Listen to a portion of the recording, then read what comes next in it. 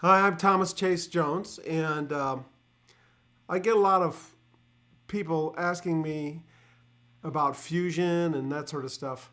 And so, one of my favorite young guitar players, he's actually an 8-string player, is Tosin Abasi. He's a pretty amazing young guy.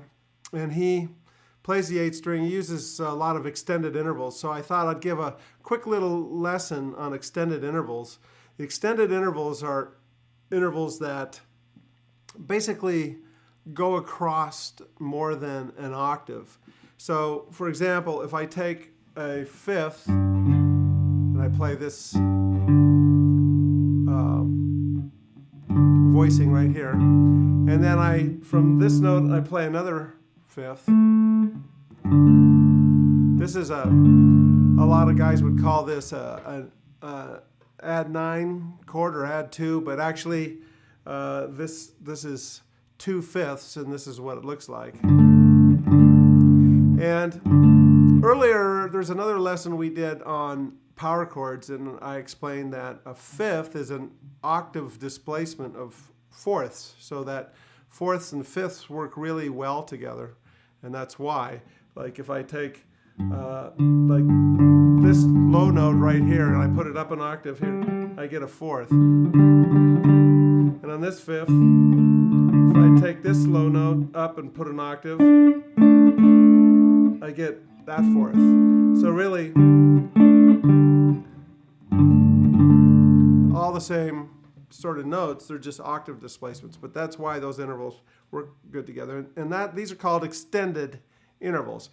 And so for you guys that want to write songs like fusion type tunes or that, you use these type of changes. You can just shift them around almost anywhere you want. Like I'll show you a couple of ideas. If I go from here and then I go to the fourths and then to the fifths, to the fourths,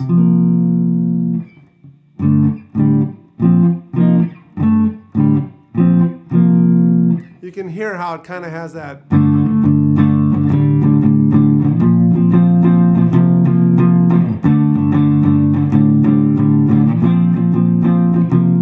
And you can basically shift it around anywhere you want. So I don't have to go from here. I can go.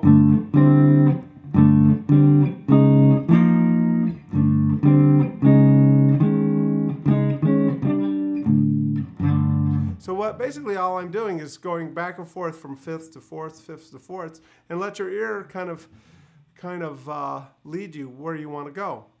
And what's nice about these is they're open, so there is no, like if I was to think of this as like a big G chord, it can be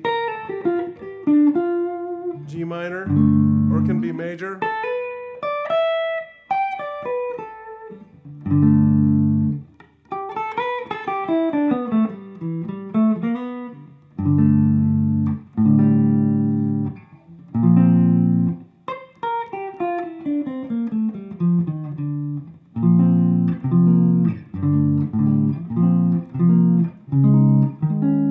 What you want to do is just experiment by going from fifths to fourths, fifths to fourths. And a lot of what I do is I'll take a bass line. If I want my bass line to be,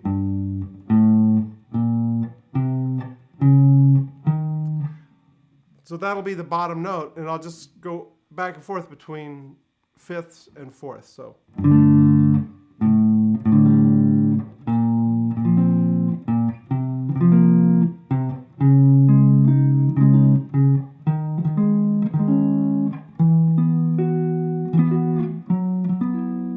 Back to where you started. So you can practice just going back and forth on different sets of strings too.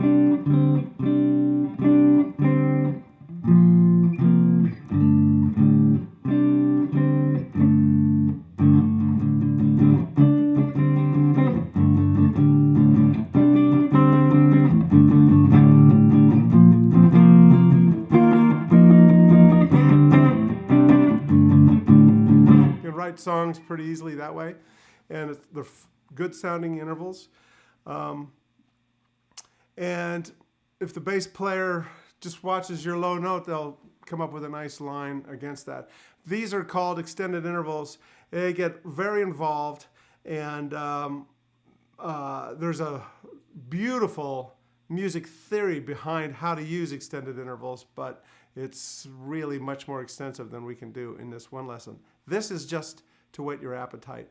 And I suggest you go listen to Tosin Abasi. He's great at it. He plays 8-string guitar, so it'll kind of mess you up a little bit when you're looking at him playing some of the low notes, but he's a phenomenal player.